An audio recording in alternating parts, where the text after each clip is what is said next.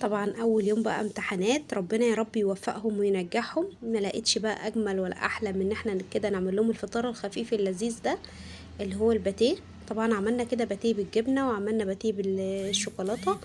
يا رب النهارده كده الفيديو كده يعجبكم. وطبعا لو بيعجبكم بقى الفيديو وبيعجبكم فيديوهاتي ما تنسونيش طبعا باللايك والاشتراك الجميل بتاعكم والكومنت بقى الحلو اللي يفرحني. اهم حاجه اللايك عشان يرفع لي الفيديو. شايفين الباتيه؟ الصراحه عملت شويه باتيه ما شاء الله. طبعا يعني ايه، يعني ممكن يكون زياده عن النص كيلو بشويه، بس عملت كميه ما شاء الله حلوه.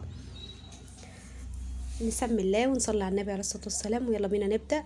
طبعا زي ما احنا متعودين ان احنا لما بنعمل حاجه كده احنا بنبقى عايزين نغذي بيها الاولاد كده، فبنخدم العجينه كويس. اهم حاجه معانا العجينه اللي انت تخدميها كويس. طبعا معايا دولت كده 3 كوبايات من الدقيق. حطيت كده 3 من اللي هو المج الكبير ده. اعملي الكمية على قد ما انت عايزة. طبعا جبت كده بيضتين، هاخد كده من واحدة الصفار. هحتاجه، هقول لكم عايزة بيه اعمل بيه ايه. وطبعا دلوقتي هحط كده بيضاية تانية. زي ما اتفقنا ان احنا بنعمل كده عجينة تكون القيمة الغذائية فيها عالية، عشان خاطر كده تغذي اولادنا كده. حتى لو هما يعني انت الحشو بقى براحتك، الحشو بقى تحطي الحشو اللي يريحك يعني. طبعا كانت معايا كده معلقه كبيره من اللبن البودره ومعلقه كبيره من السكر ومعلقه كبيره من الخميره. كل حاجه كده معلقه كبيره. وبدات اللي انا ايه، حطيتهم نزلت بيهم كده، ودول 3 معالق من الزيت.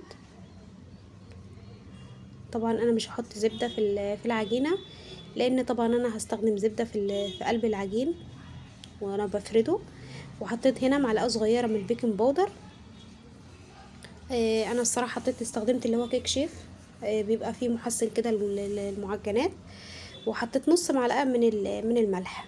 طبعا هي ديت معايا كده ايه، آه، المقادير بتاعه العجينه. طبعا أنا هبدا ان انا ايه، افضل اعجن فيها لغايه ما زي ما احنا متعودين بنفضل نعجن في العجينه، نخدم العجينه كويس لغايه ما تنعم معانا كده. طبعا هبدا ان انا ايه، هنزل بالدقيق على مرحلتين.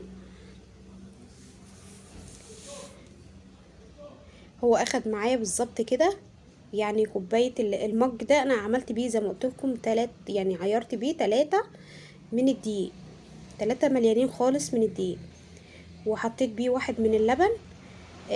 الصراحه يعني اخدت كمان كده ايه معلقتين من الميه، معلقتين سائل كمان ميه. لو انتي على حسب بقى الدقيق بتاعك، زي ما احنا متفقين وعارفين ان الدقيق بيختلف.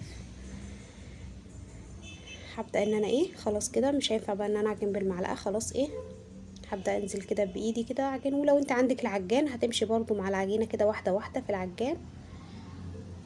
خلاص العجينة كده ايه، بتلم معايا. اول ما تلم معايا وتسيب ايدي وتسيب الطبق، اعرف بقى ايه وتنعم. اعرف كده ان العجينة كده خلاص بدأت معايا كده ايه، العجينة تبقى متظبطة كده معايا. هبدأ بقى ان انا ايه، اغطيها. وزي ما احنا متعودين بندفي الفرن ونحط العجينة كده ونسيبها لغاية ما ايه، ما تخمر. الصراحة بتاخد معايا يعني ربع ساعة 10 دقايق بالكتير يعني، بتكون خمرت وما شاء الله. بس ما تسخنيش برضو الفرن جامد قوي. واللبن احنا بندفي اللبن تدفية خفيفة عشان خاطر برضو ما نموتش الخميرة في العجينة. وطبعا هكون معايا للحشو كده شوية من الجبنة الموزاريلا وشوية كده من الجبنة التركي، آه اللي هي الجبنة الرومي. بدأت اللي انا ايه، وهكون معايا برضو جبنة بيضة، اي نوع جبنة بيضة بقى تفضليه. وشوية كده من الزيتون هحطهم برضو مع الجبنة البيضة كده. يعني اي نوع، ما تتأيديش من نوع الجبنة البيضة. وهبدأ بقى دلوقتي ايه، شايفين العجينة ما شاء الله. هبدأ ان انا اشكلها. شكلها بقى، اشكلها كده كور كده. معلش بقى هي يعني هتعدي خطوة ان انا ايه، وانا بحط الحشوة كده في قلب العجينة. لما بفردها واجي احط فيها الحشوة كده، الصراحة كنت مفكرة ان التليفون بيسجل. لقيت التليفون حافظ الفيديو ما صورش والله. يعني انا كان نفسي الصراحة اوريها لكم، معلش سامحوني يعني الحتة دي عدت مني. طبعا انتم متعودين ان انا مش بخبي عليكم اي حاجه، كل حاجه ببقى شغاله قدامكم، بعمل كل حاجه قدامكم، بس هي معلش والله يعني بتيجي غصب.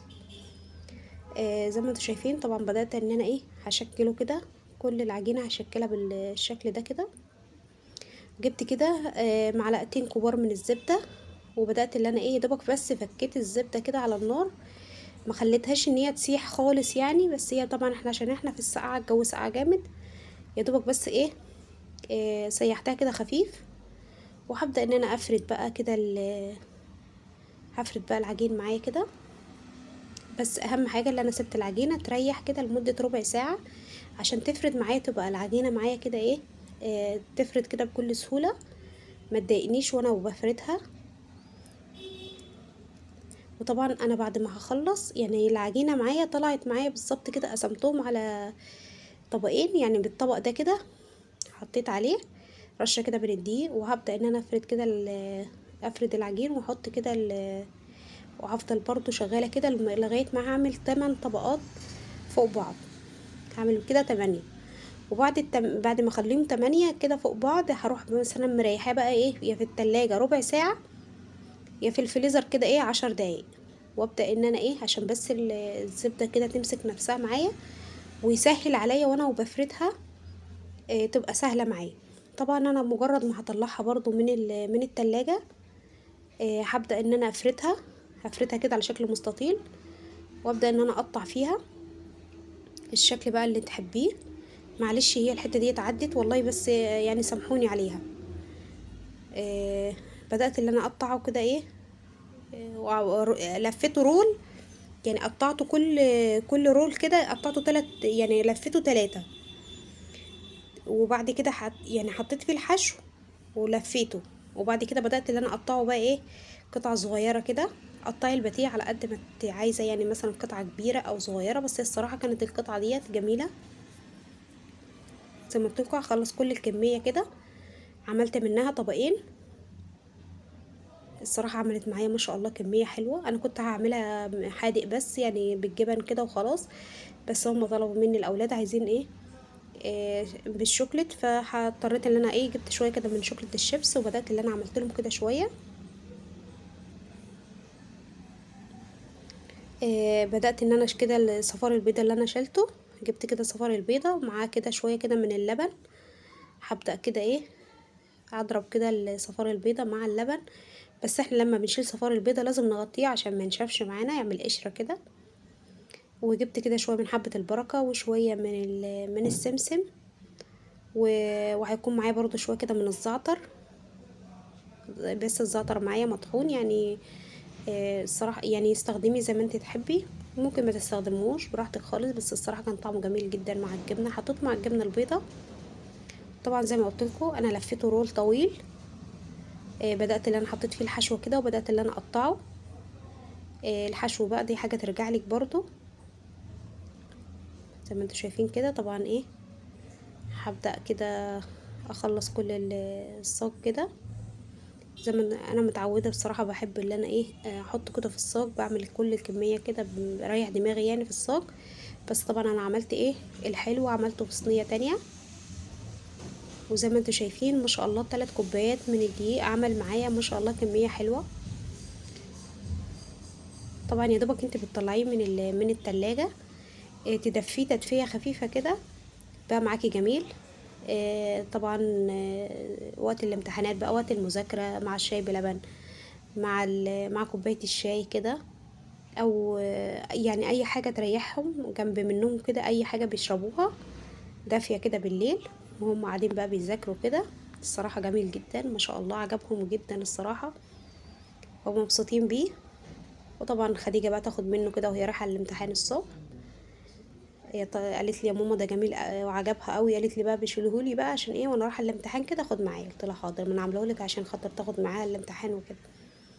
وزي ما انتوا شايفين بدات اللي انا ايه ده اللي هو بالشوكليت حشيته برضو، عملته نفس النظام ولفيته الرول برضو، وحطيت له كده شوكليت شيبس. وبدات ان انا حطيت كده ايه على صفار البيض اللي انا كنت حاطاه باللبن، حطيت له بقى نقطتين كده من الفانيليا، وبدات ان انا طبعا ده عشان حلو فحطيت له فانيليا. هبدا برضو ايه هخلص كده وادخله الفرن. طبعا ما شاء الله خلاص. الفرن بقى ولعت الفرن من فوق ومن تحت. هو الصراحة كان اخد وقته في ان انا خمرته وكده، فما كان مش محتاج يعني ايه يقعد وقت كبير في الفرن ولا حاجة، عشان ما ينشفش معايا. زي ما انت شايفة ما شاء الله. طبعا ايه، هبدأ بقى ان انا خلاص كده اقدمه كده. يا رب النهاردة كده الفيديو يكون عجبكم، واللايك الجميل بتاعكم بقى اللي هيسعدني كده وهيرفع لي الفيديو. ما تنسوهوش. شايفين قد ايه مورق؟ ما شاء الله جميل جدا. طبعا خلاص كده احنا قدمنا بقى الباتيه معانا اهوت زي ما انتم شايفين. طبعا ده اللي بالشوكولاته، مش عايزه اقولك قد ايه طري وقد ايه جميل، وما اخدش معانا وقت والله ولا اي حاجه. يا رب يكون الفيديو عجبكم، والسلام عليكم ورحمه الله.